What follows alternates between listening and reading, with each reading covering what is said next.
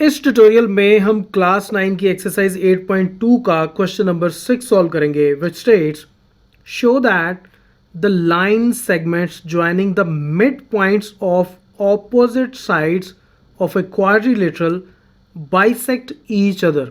यानी कि अगर मेरे पास ये एक क्वाड्रिलेटरल यानी कि एक ऐसी ज्योमेट्रिक शेप जिसकी चार साइड्स हैं ये दी गई है और ये चार इसके मिड पॉइंट्स हैं EFGH मान लो आप। तो अगर मैं ऑपोजिट साइड्स के मिड पॉइंट को ज्वाइन करूं यानी कि E को अगर मैं G के साथ ज्वाइन करूं और H को F के साथ ज्वाइन करूं तो ये एक दूसरे को बाइसेक्ट करते हैं। यानी कि ये साइड की लेंथ इसके बराबर होगी और इसकी लेंथ इसके बराबर होगी।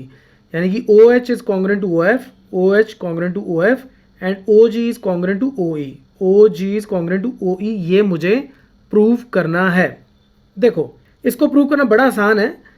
हमें ये पता है कि अगर मैं इन चारों पॉइंट्स को ज्वाइन करूं तो ये मेरे पास एक पैरेललोग्राम बनेगी।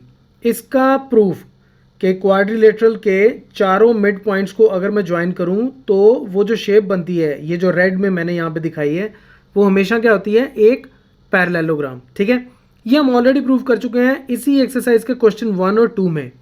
मैं इसमें भी क्विकली उसको सॉल्व करूंगा आपके लिए, लेकिन बहुत क्विकली। अगर आपको डिटेल में देखना है तो यहाँ आप क्वेश्चन 1 देखो या क्वेश्चन 2 देखो। ओके, अब जब मैं इसको पैरेललोग्राम प्रूफ कर दूंगा तो उससे हम बड़े इजीली ये कंक्लूड कर सकते हैं कि उसके जो डायगोनल्स होते हैं वो एक दूसरे को बाइसेक्ट करते हैं।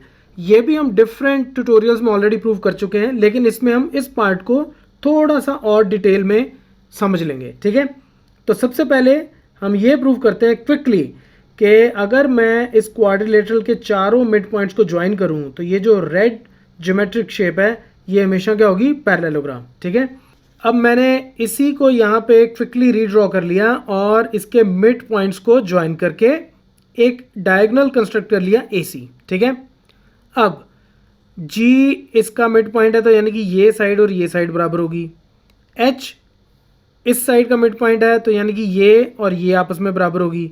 तो अगर मैं अब इस ट्रायंगल को देखूं DAC, इस ट्रायंगल में दो मिड पॉइंट्स को ज्वाइन करके जो लाइन सेगमेंट बनता है वो इसकी थर्ड साइड के पैरेलल होता है as per mid point theorem.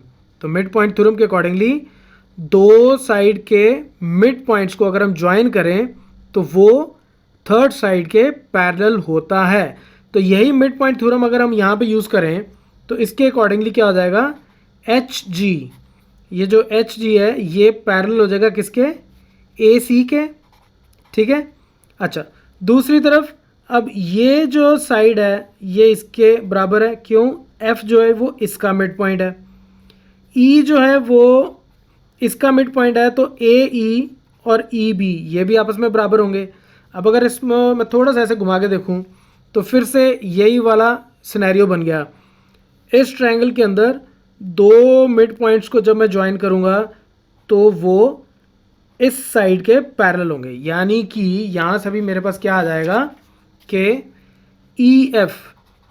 EF वो पैरेलल हो जाएगा किसके, AC के। ठीक है, सो यहाँ से मेरे पास क्या आ जाएगा, this implies HG is parallel to EF। ये भी AC के पैरेलल, ये भी AC के पैरेलल, इसलिए ये दोनों पैरेलल हो जाएंगे। Fair enough. अब दूसरी तरफ अगर मैं इसको डायगोनल को यहाँ पे ऐसे बना दूँ तो सेम कॉन्सेप्ट से मैं इस लाइन को और इस लाइन को भी पैरेलल प्रूव कर सकता हूँ। ठीक है, तो ओवरऑल मेरे पास क्या हो गया, ये दोनों साइड्स आपस में पैरेलल, ये दोनों साइड्स आपस में पैरेलल, तो ये क्या बन गई मेरे पास, एक पैरेललोग्राम। तो पहला बात तो प्रूव हो गया कि ये पैरेललोग्राम है, यानी कि ये साइड्स आपस में पैरेलल हैं। ठीक है, अच्छा अगर इसका आपको अभी भी डिटेल देखना हो, यहाँ से अच्छे से ना समझ में आया हो, तो इसी एक्सरसाइज की क्वेश्चन 1 और क्वेश्चन 2 को आप देख सकते हो, उसमें मैंने बहुत डिटेल में इसको पैरेललोग्राम प्रूव किया हुआ है। अब हम आते हैं इसके अगले पार्ट पे। अब ये जो मेरे पास पैरेललोग्राम आई, यानी कि ये साइड इसके पैरेलल और ये साइड इसके पैरेलल आई। ठीक है, तो ये पैरेललोग्राम बन गई। अब मैं कोई भी दो ऑपोजिट ट्रायंगल्स ले लेता हूँ, मान लो मैं ये और ये ट्रायंगल ले लेता हूँ। ठीक है, और मैं यहाँ लिखता हूँ in triangle GOF and triangle EOH। तो मैंने एक तो ये ट्रायंगल ली GOF और एक EOH, ये दोनों ट्रायंगल्स ली। अब इन दोनों ट्रायंगल्स में अगर आप देखो तो सबसे पहली चीज़ कि ये पैरेललोग्राम है, तो पैरेललोग्राम है तो इसका मतलब ये साइड और ये साइड आपस में कॉन्ग्रुएंट भी होगी। तो यहाँ से मेरे पास क्या आ जाएगा, GF is congruent to EH। ठीक है, ये GF और EH आपस में कॉन्ग्रुएंट हो गए।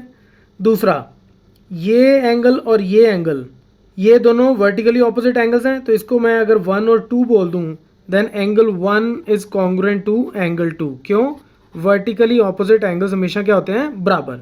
अच्छा, अब तीसरा, ये लाइन और ये लाइन पैरेलल है, और इसको अगर मैं एक ट्रांसवर्सल कंसिडर कर लूँ इनका, तो ये एंगल और ये एंगल भी बराबर होंगे। तो इसका मतलब अगर मैं इसको बोल दूँ से एंगल 3 और इसको बोल दूँ angle 4, then angle 3 is congruent to angle 4 because of alternate interior angles theorem। दो पैरेलल लाइंस पे बनने वाले alternate interior angles हमेशा क्या होते हैं, बराबर।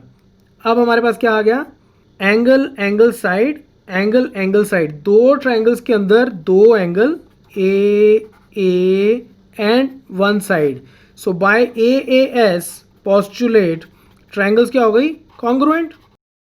अब अगर ट्रायंगल्स कॉन्ग्रुएंट हो गई, देन बाय CPCTC यानी कि corresponding parts of congruent triangles are congruent, तो इनके कॉरस्पॉन्डिंग पार्ट्स भी कॉन्ग्रुएंट होंगे। तो वहां से मेरे पास क्या आ जाएगा कि ये जो पार्ट है OF, ये इसके बराबर हो गया। So OF is congruent to OH, and ये जो साइड है ये इसके कॉन्ग्रुएंट हो जाएगी।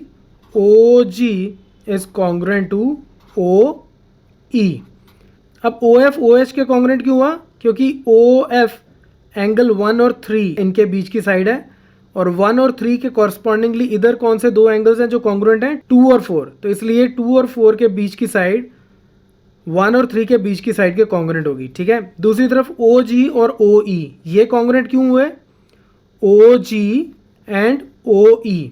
देखो एंगल 3 के सामने वाली साइड कौन सी है, OG। एंगल 3 के कॉरस्पॉन्डिंग एंगल कौन सा है, एंगल 4। एंगल 4 और एंगल 3 कॉन्ग्रुएंट है, तो 3 के सामने वाली साइड 4 के सामने वाली साइड यानी कि OE के कॉन्ग्रुएंट होगी। और यही हमें प्रूव करना था कि OF और OH आपस में बराबर है, OG और OE भी आपस में बराबर है। दैट मीन्स ये जो आपके मिड पॉइंट्स को अगर आप ज्वाइन करते हो तो ये आपस में एक दूसरे को क्या करते हैं, bisect। So that's it from this tutorial. Keep watching Mathemafia.